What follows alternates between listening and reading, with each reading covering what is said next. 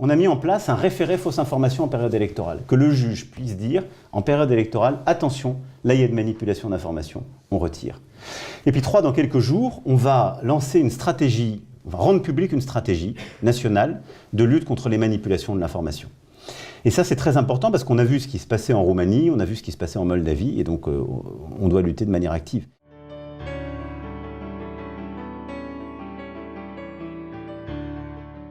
Parce que cette illusion de compétence à laquelle on a voulu nous faire croire à propos d'Emmanuel Macron, évidemment complètement fabriquée, il ne servait qu'à une chose, ne servait qu'à imposer cette personnage dans l'espace public. Il fallait bien justifier le fait que cette personne émerge du jour au lendemain. Donc on a commencé à dire qu'il avait eu un troisième, je finis là-dessus, qu'il avait eu ce qui m'a fait le plus rire dans cette opération de propagande qu'il y a eu à partir de 2015, avec l'appui de Lagardère, Niel, Arnaud, etc., c'est quand on a commencé à dire mais non, mais c'était un grand philosophe parce qu'il avait été assistant de Ricoeur, etc. Mais après, derrière, ils étaient tellement à court d'arguments qu'à un moment, ils ont parlé du troisième prix qu'il avait eu de piano au concours municipal d'Amiens. Et c'était devenu en fait la preuve que cet homme était par ailleurs un pianiste émérite, etc. C'est comme il n'y avait aucun argument démocratique, politique, de parcours de vie, parce que cette personne avait, dans sa vie, on essayait de le présenter comme le Mozart de la finance, tout ça parce qu'il avait pillé les réseaux que l'État lui avait donnés quand il était rentré à l'Inspection générale des finances. C'est quand même fascinant. L'Inspection générale des finances, qui est censée contrôler les deniers de l'État, qui est devenue une passoire pour permettre aux hauts fonctionnaires de pantoufler, pour prendre ce que l'État leur a donné et le donner au privé, à des banques d'affaires, pour que les banques d'affaires fassent du chiffre d'affaires, pour que les banques d'affaires aient des commissions dans le cadre d'opérations de fusion-acquisition qui ont été faites grâce au réseau que leur amènent ces hauts fonctionnaires. Toujours le verrou de Bercy. Et donc, le verrou de Bercy, on y reviendra, mais c'est la question fiscale, je pense que c'est une autre dimension de l'IGF et pas sur les questions fiscales, et vraiment sur le contrôle des dépenses de l'État et comment est-ce que l'État est géré. Et donc, ce corps de contrôle est devenu l'un des vecteurs principaux de corruption de ce pays. C'est-à-dire qu'il sert justement à des personnes comme Emmanuel Macron à gagner en 2 ans plus de 2 millions d'euros, non pas du fait de son talent, contrairement à ce qu'on a prétendu, mais de son entre-gens, de sa capacité à connecter des PDG de différentes entreprises, ceux de Nestlé avec Pfizer, etc., qu'il avait rencontrés grâce à l'Inspection générale des finances, parce qu'il était censé les contrôler, parce qu'il était censé s'assurer que ces personnes servent le bien commun, et non pour qu'ils puissent se servir à partir de là. C'est ça qui a... Et ce discours, qui est quand même évident, qui est factualisé, a été subverti, et les journalistes, en chœur, l'ont présenté comme un Mozart de la finance, quelqu'un qui aurait un talent particulier, et qui, du fait de ce talent particulier, qui pourtant a été mis, s'il l'avait eu, au détriment du bien commun, parce que ces millions d'euros qu'il a fabriqués en quelques années posent 2 questions. La première, c'est est-ce qu'on croit en une société où il est normal de gagner des millions d'euros en très peu de temps, donc gagner l'équivalent de ce qu'une personne va tarder à gagner une vie ou 2 en quelques années. Déjà, en soi, c'est un problème, parce que ça crée des tensions au sein de la société très fortes. C'est d'autant plus un problème quand c'est sans provoquer de valeur ajoutée quelconque. Parce que quand vous êtes banquier d'affaires, vous ne créez rien pour l'économie, vous ne créez rien pour la société. Au contraire, les fusions-acquisitions, la plupart du temps, elles ne débouchent que sur une chose, la suppression d'emplois. Pourquoi ? Au nom de la rationalité et de l'optimisation, etc. Mais tout simplement parce qu'il faut payer tous ces intermédiaires. Ces millions d'euros, il faut bien qu'ils viennent de quelque part. Donc il faut trouver des sources de revenus qui permettent de redistribuer, etc. Et donc cette personne-là va être non pas présentée pour ce qu'elle est, quelqu'un qui s'est vendu et qui a trahi la cause qu'elle était censée défendre, mais comme quelqu'un qui aurait un talent particulier et qui du coup justifierait le fait qu'elle arrive aux plus hautes fonctions de l'État. Et ce que je décris dans le livre, c'est que non, cet homme en fait ne s'est construit qu'en pillant du capital d'État. C'est-à-dire, Christian Eckert, qui était secrétaire d'État au budget sous Hollande, raconte l'obsession de Macron quand il était secrétaire général de l'Élysée, puis quand il était ministre de l'économie, privatiser. Les privatisations d'aéroports de Paris, de la Française de Jeux, etc., étaient déjà proposées par Emmanuel Macron quand il était d'abord à l'Élysée comme conseiller de Macron, puis après comme ministre de l'économie. Pourquoi est-ce qu'il faisait ça ? Aucune raison, on l'a vu avec les débats avec Aéroports de Paris, il n'y a aucune justification économique ou autre à ces privatisations. C'est pour prendre, piller du capital d'État, brûler du capital d'État, l'offrir à des interlocuteurs qui derrière vont l'appuyer en retour. Lagardère va être un des instruments principaux de la propulsion d'Emmanuel Macron dans l'espace public. Une fois qu'il était coopté au sein de ses élites, il faut bien un moment le présenter au peuple. On est encore dans une simili-démocratie, il y a quelque chose qui s'appelle les élections, il faut un moment quand même... Donc il va y avoir une stratégie de propulsion médiatique avec les 29 unes de Paris Match et compagnie qui vont se mettre en place. Et il y a quelque chose de fascinant, il y a un livre qui s'appelle Mimi, qui est sorti en septembre 2018. Mimi Marchand. Qui porte sur Mimi Marchand, la reine des paparazzis de Paris, qui est celle qui alimente en ragot, en secret, etc., en photo volée. Rappelez-nous, les grandes Michel Marchand, femme personnage sulfureux. Je ne sais pas si sulfureux, mais en tout cas condamné pour trafic de stupéfiants, après s'être fait gauler avec 500 kg de hashish dans une camionnette, et puis après toute une série d'autres choses. Consommation personnelle. Consommation personnelle, 500 kg. Et à partir de là, en fait, elle va construire un réseau qui va s'appuyer sur des policiers véreux, le milieu, toute une série d'informateurs qui vont lui permettre de rentrer dans ce milieu du marché de l'information, du petit Paris, et de s'y faire un nom. Et donc ce livre présente Mimi Marchand comme l'instrument de l'ascension d'Emmanuel Macron, en disant c'est grâce à elle qu'il a eu toutes ses unes dans tous ses médias, etc.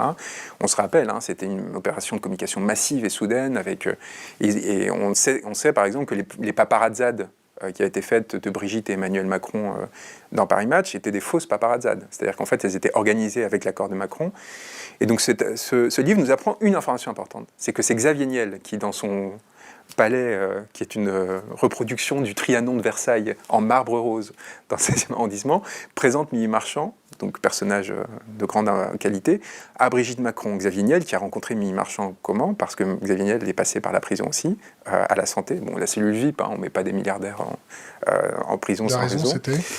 Il était soupçonné de proxénétisme, après avoir fait sa fortune dans le Minitel Rose et une série de pipe shows, de sites de pipe show, et en fait qui cachait un réseau de prostitution. Alors au bénéfice du doute, il y a une ordonnance de renvoi émise par Renaud von Runebeck, à qui Xavier Niel a rendu des hommages appuyés depuis, qui a indiqué qu'il n'était peut-être pas au courant. Moi, ce que je raconte dans le livre, c'est qu'en fait, il y a eu une sorte d'opération qui a permis de masquer un certain nombre de preuves essentielles pour empêcher cette personne qui était déjà trop influente d'aller en prison. Donc Xavier Niel rencontre Mimi Marchand du fait de son passage en... C'est de la supputation pour Xavier Niel. Non, c'est enquêté sur des... Et c'est là la force du texte imprimé de cet ouvrage par rapport grave ce que vous assénez là. au texte que j'avais mis en ligne. C'est qu'il y avait toute une partie d'enquête qui était renforcée depuis. J'ai rencontré les gens qui ont été dans l'intimité de ces personnes-là.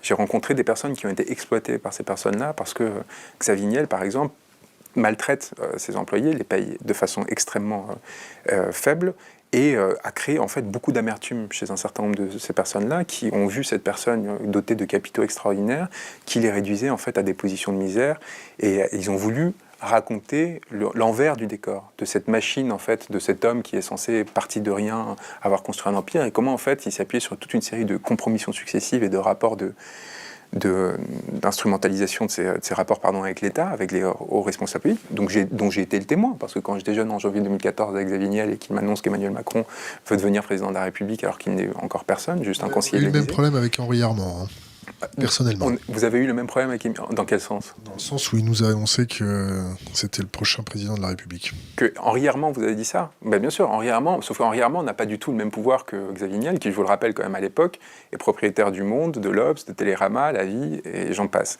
Et a des participations minoritaires à l'époque Bakchiche qui existait, Mediapart, toute une série d'autres médias. Henri Armand va créer le 1 et va y recruter Eric Fotorino de façon très assumée pour faire élire Emmanuel Macron, pour participer à l'élection d'Emmanuel Macron. Il va financer, je raconte aussi, la vie privée d'Emmanuel Macron. L'ironie d'Henri Armand, c'est qu'en fait, il a fait fortune. Donc c'est quelqu'un qui a toujours alimenté les réseaux de la deuxième gauche rocardienne, que j'ai décrit là, les Grac et compagnie, enfin ce qui est devenu les Grac et compagnie. Henri Armand fait sa fortune en créant les centres commerciaux en France, en créant cette sorte de machine à détruire le petit commerce et une machine à détruire le lien social qui ont provoqué les gilets jaunes in fine. Donc cette personne-là est celle qui décide de prendre sous son aile Emmanuel Macron, de financer sa vie privée en lui faisant après qu'il va lui permettre de s'acheter un appartement, en finançant ce voyage de noces à Marrakech, etc., de façon quand même assez étrange. C'est-à-dire que quelle est votre éthique individuelle quand vous acceptez de vous faire financer comme ça par un vieux monsieur qui va en fait servir votre projet politique, sans aucun moment vous dire mais attendez quand même, moi je vaux peut-être mieux que ça. Déjà, enfin c'est quand même des choses, c'est des rapports humains qui sont quand même très particuliers, de don contre don, qui sont franchement gênants. Donc c'est Henri Armand. Les Macron Leaks, d'ailleurs, c'est intéressant. Quand vous lisez les Macron Leaks, les mails qui ont été révélés de 5 conseillers d'Emmanuel Macron, vous voyez comment il est mis sur la touche progressivement une fois qu'il a joué son rôle. Et une fois que d'autres personnes plus importantes comme Xavier Niel, Bernard Arnault, etc., peuvent prendre le relais.